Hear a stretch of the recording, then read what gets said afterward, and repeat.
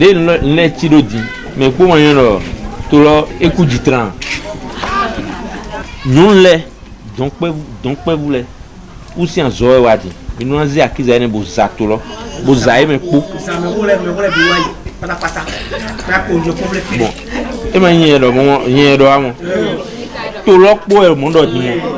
Tout le pour le moment. Dès le tiro dit, des bionnements. Et maintenant, il y a un diamant. Donc, dans le coup, on bien dire qu'ils alors, boza, boza dran. À cette étape de la remobilisation pour les formations politiques en vue du rendez-vous de 2023, le parti politique d'opposition, le Mouvement populaire de libération, mise aussi sur les rencontres de proximité avec sa base qui n'a de cesse d'espérer et de fonder ses espoirs pour un nouveau souffle du Bénin à partir de la 9e législature.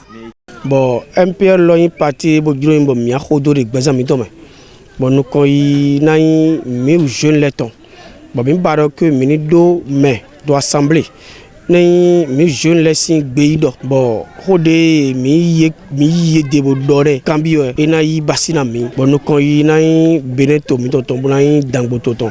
La délégation conduite par Expérience TB a sensibilisé à la prise de conscience et aussi à l'urgence pour les militants de faire des choix de responsabilité pour des hommes de qualité, non pas tenants d'un système qui semble responsable de tous les maux du peuple béninois et du chaos social.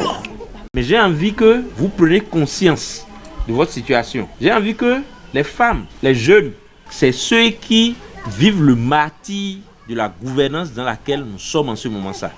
Les femmes, les jeunes et les enfants que vous avez en main.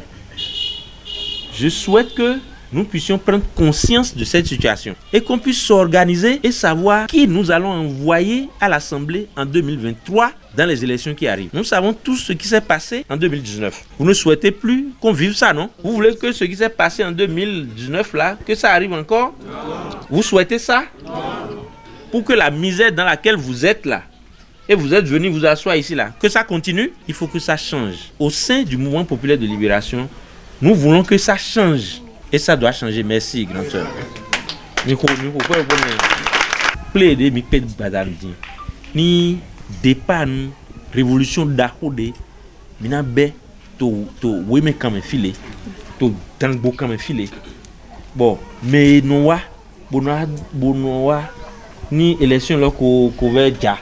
Yana do a jamanami, bonanami, ponko, 1000 francs. Donc, mina voté, bon, mino bayi. Ben, et voyez quoi, mi moye. Si on veut nous bailler des rails, mi moye.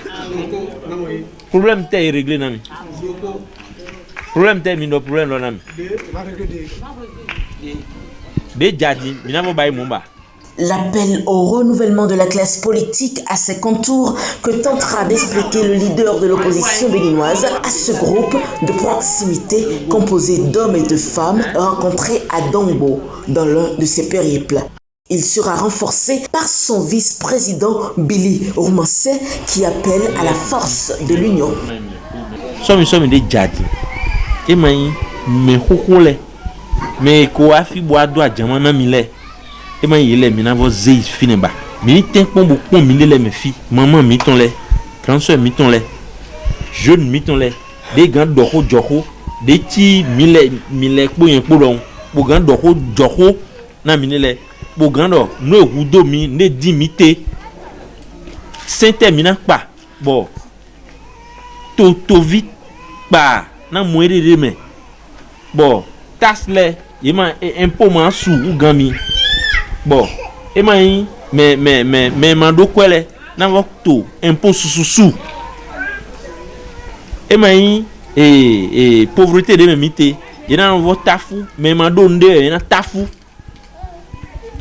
Et ne l'ossin quand il faut pour tout y avoir filé bon bébé mignon là pour monter un bousé donc vous dévoler jojo dévoler bousé non jeune dévoler il des unions problème miton là des grands d'or problème des ou domino là des grands d'or il est maintenant c'est de l'assemblée m'a va dire mais koko ne les bas mandimba do yo yie manyon nde baye ete na mi manyon nde mandi dio pour ndo pole mi fombo pour ndo pole do ekpe mi mina vogoa bona to de le na igmo to somi de ja sian le oji de le na igombo mais to fida ibo to ajama do na mi le mi ma vo sey do tomba ma ja yo medicine ko mais mi yo ye de mina baye do bo mais je ne dévoulais demande problème de union problème de